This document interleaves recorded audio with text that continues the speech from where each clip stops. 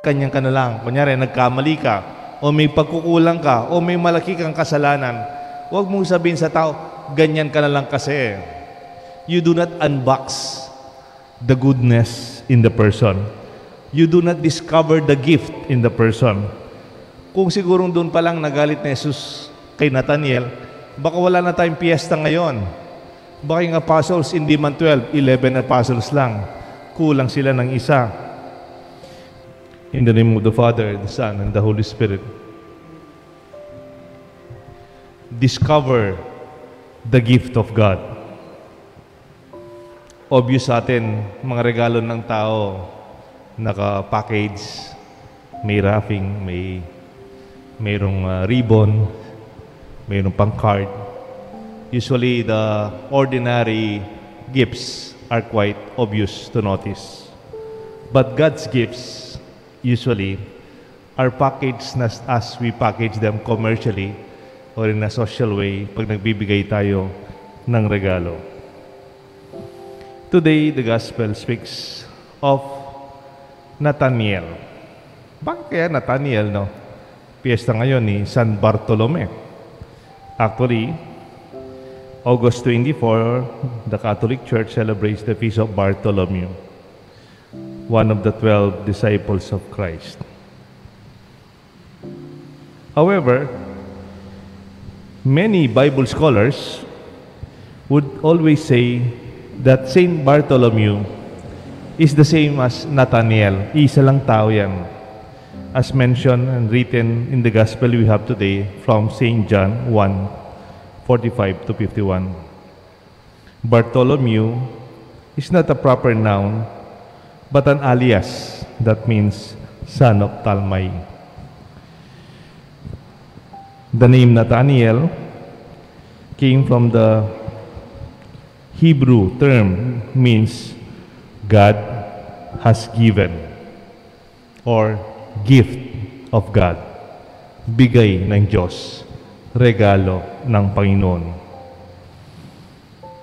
From the information that we have in the Scriptures, there are many ways how Jesus was ready to discover the gift in the person, like Nathaniel, gift of God. Paano nakita ni Jesus si Nathaniel, true to his name, ay regalo ng Diyos o galing sa Diyos? First, Jesus saw the good in Nathaniel. Nakita niya ang kabutihan kay Bartolome. Sometimes, gifts does not come in obvious form, especially it comes from God. The packaging usually are not very neat and even not presentable. When Philip told Nathanael, "We have found the one whom Moses wrote about the law and about the prophets, Jesus, son of Joseph, from Nazareth." Anong sagot po ni Nathanael? Anong reaksyon niya? Talaga? Sino siya? Hindi man po hindi man positive ang reaksyon, ang response ni Nathanael. In fact, he was very sarcastic. Medyo patuya at masakit. Judgmental pa nga ang salita niya. Siguro ganun yung personality niya. Ano sagot niya? Bakit? Is there anything good that would come from Nazareth? Meron bang mabuting nanggagaling sa Nazareth? In fact, hindi lang si Jesus ang kanyang ginyage. Ang lahat ng mga taga Nazareth. Parang sinabi niya, bakit? Tingwaring mayap, panibatan sapang bato. Meron bang nanggagaling mabuti galing sa Pampanga? O meron bang magaling galing sa Pilipinas?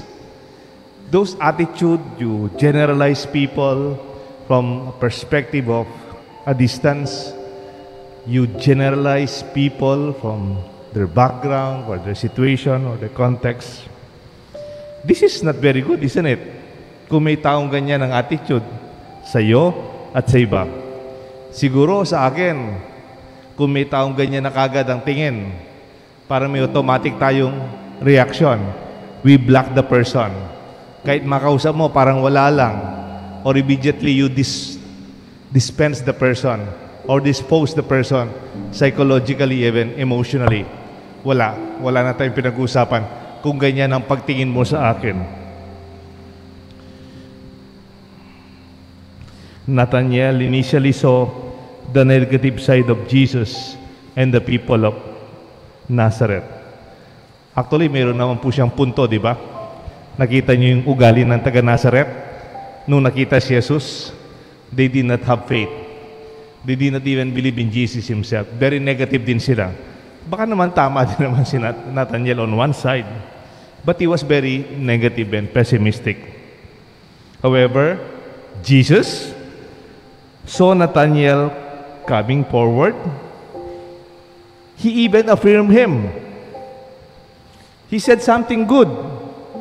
Kung ako, binato mo ko ng masakit na salita, binalikan ni Jesus ng affirmation. Sabi niya, here is a true Israelite. There is no guile in him. There is no duplicity in him. Ito ang tunay na anak ng Israel. Totoo ang kanyang pagkatao. Wah! Masama ng pagtingin mo sa akin at sa pinanggalingan ko, tapos ikaw, makikita ko pa ang kabutihan mo. Here, Jesus saw the good side of Nathanael. In spite, Nathanael did not see anything good about Jesus and where he was coming from. Bartholomew or Nathanael shook what had happened and received these words from Jesus. You will see greater things than this. The Lord is like saying, the good in others and the bad side, but you cannot put the person always in a box. Na parang hanggang kanyang ka na lang. Kunyari, nagkamali ka, o may pagkukulang ka, o may malaki kang kasalanan. Huwag mong sabihin sa tao, ganyan ka na lang kasi. You do not unbox the goodness in the person. You do not discover the gift in the person. Kung sigurong doon pa lang nagalit na Jesus kay Nathanael, baka wala na tayong piyesta ngayon. Baka yung apostles, hindi man 12, 11 apostles lang. Kulang sila ng isa. True enough, Nathanael saw greater things during the 3 years that he lived with Jesus as his disciples. He witnessed how the Lord saw the good in sinners and even forgave them as a witness to the goodness of Jesus. Similarly, Nathanael, who learned to see the goodness in others from Jesus, we become gifts of God. When we do not easily judge others as sinners or as bad people, wala namang ginawang masama ang Diyos. Siguro nagkakamali tayo o may nakalipas tayo. Tandaan niyo po ang kasabihan, di ba? Even the saints have a past and sinners have a future. When we try to understand each other and put ourselves in their shoes, then, like Jesus, we will be able to discover the gift in the person. Even how Jesus reached out to the downcast, Bartholomew, Nathanael, and his companions, is another way of discovering the gift in the person. Jesus accompanied and reached out to the downcast Nathanael and his companions when they sinned against him, when they were so guilty about themselves. Nung mababang tingin nila sa sarili nila, sa totoo man, sumuko na sila and they abandoned the mission of Jesus. When Jesus was crucified, Nathanael and the group, they also gave up on Jesus. At the Last Supper with the Lord, when Jesus was arrested, we were told that they all left and fled. Iniwanan si Jesus. Peter followed him from a distance and even denied him 3 times. Such was Peter's guilt that he went back to Galilee and returned fishing. Nagbalik sila sa dating buhay nila for their way of life. While Peter was at the lake at Galilee, of course with Thomas, called Didymus, and Nathanael from the Cana, Galilee, Zebedee's sons, and others of the disciples accompanied him, they saw Jesus. Jesus reached out to them. Nathanael and the beloved disciples all shouted, Dominus est, it is the Lord, recognizing that even Peter, during his lowest moment, he was able to feel that Jesus unwrapped the gift in them. Kung minsan may kilala kang taong nagtampo na sa'yo, kung minsan may taong ayaw nang lumapit sa'yo, baka may utang siya sa'yo, o baka may pagkukulang siya sa'yo. But when you try to reach out to that person, far beyond the limitations o anumang ginawa niyang masakit sa'yo, like the disciples and Nathanael, you unwrap the gift in the person. You give them another chance to show that there is something better in them more than their mistake. Siguro sabihin nyo, you are better than your mistake. Kung meron kang pagkakamaling ganito, ang kabutihan mo, mas marami pa. Minsan may nakausap po akong tao, hindi naman po siya nag-confess sa akin. Nagkukwento lang po siya sa akin. Sabi niya, Father, alam niyo po, may pagkakasala ko sa buhay ko eh. Sinabi niya hindi lang po siya nagko-confess, no? Kukwentuhan lang talaga. Kukwentuhan niya yung kasalanan niya. And then talagang he was really downcast. Talagang down na, felt guilty about himself. Listening to him, I know the person personally. And then, you know what I told him? I want to tell you also. You know, kilala kita eh. Alam kong pagkatao mo eh. I know what you have done, what you are doing, and your plans. Now that you told me about what you have done, alam mo, ang ginawa mong yan, maliit na bagay kumpara sa iyong kabutihan. Kung may pagkakamali ka, it's a small part of the bigger goodness in you. Kaya nga, we fail to discover the gift when we only see the limitation or the gift at a moment, at a context, in a situation, nagkamali sa desisyon o dalawa o tatlong pagkakamali. Whatever it is, we discover what is really beautiful, the gift of its person. Nathanael, gift of God. Discover the gift of God in others, in you, and one another. Sana makita natin bawat isa sa atin, regalo galing sa Diyos. Meron po isang classic French novel, Les Miserables, written by Victor Hugo, and a classic Broadway stage show, the same name, and it also became a movie.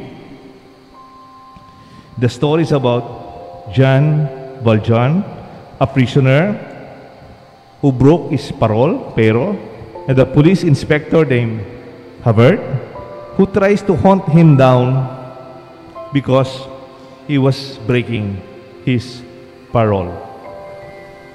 Meron po isang scene doon, hindi ko makakalimutan. Si Jean Valjean, pinatulog ng pare sa kumbento. Pinakain ng pare, gutom na gutom. Itong ex-prisoner, talagang makita mo, haba ng buhok. Mukhang alam niyo po yung taong grasa. Pinulot ng pare. Pinakain niya sa kumbento, tinapay, warm soup, at binigyan siya ng kwarto para makapagpahinga for that night. Kaya lang talaga pong si Van, meron siyang tendency magnakaw kaya po, prisoner na. Nung natutulog na yung pare, ang ginawa niya, in an old French church, no? Madami po silang antique. Yung mga vessel, yung mga kapa, yung mga lalagyan ng hostya, lalagyan ng alak, yung mga lalagyan ng kandila, silver, gold, linagay niya sa sako. Tapos, nung madaling araw, natutulog na yung pare, umalis na siya. Parang, in short, tinulungan na ng pare, pinakain na, tapos binigyan pa siya ng matutulugan, ninakawan pa niya. Nung lumabas na pong ganyan, nadagip siya ng mga pulis. And then, nakitang laman ng kanyang sako. Puro kalis, gamit ng simbahan, very obvious, ninakaw to sa simbahan. So madaling araw, kumakatok. Kumakatok ang mga pulis sa kumbento ng pare. Lumabas itong pare. Anong nangyari, sabi niya? Itong taong to, ninakawan ka. He will go back to prison. Tapos tingnan mo po yung ninakaw niya sa kumbento, sa simbahan ninyo. Tingnan na. O nga po, gamit na simbahan. Alam niyo po, anong ginawa ng pare? Sabi nung pare, hindi naman niya ninakaw yan eh. Actually, binigay ko sa kanya para makapag-umpisa sa buhay niya. Meron kang nakalimutan eh. Sabi niya, may nakalimutan ka pa. Kumuha pa yung pare sa loob ng kumbento, mga gamit-gamit niya, dinagay dun sa sako. Nakalimutan mong idala ito, nagmamadali kasing umalis kanina. Regalo ko po sa kanya yan. Alam niyo po, nanliit itong si John Valjean. Instead of being turned down or being pressed to his own real sin, he experienced mercy and another chance.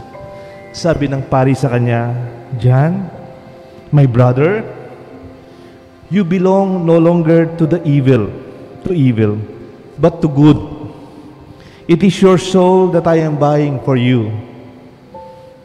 Binili ko, binayad ko kaluluwa mo. I withdraw it from the dark thoughts, from the spirit of perdition, and I give it to God. My dear friends, that experience of that man changed him towards the better. Ginamit niya totoo, yung mga binigay niya, and he started a good life.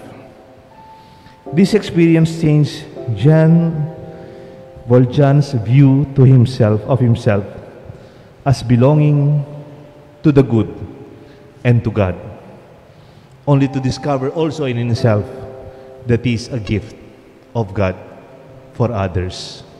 Let this be our joyful reflection and our thanksgiving. In our reflection, I also would like to take my good friend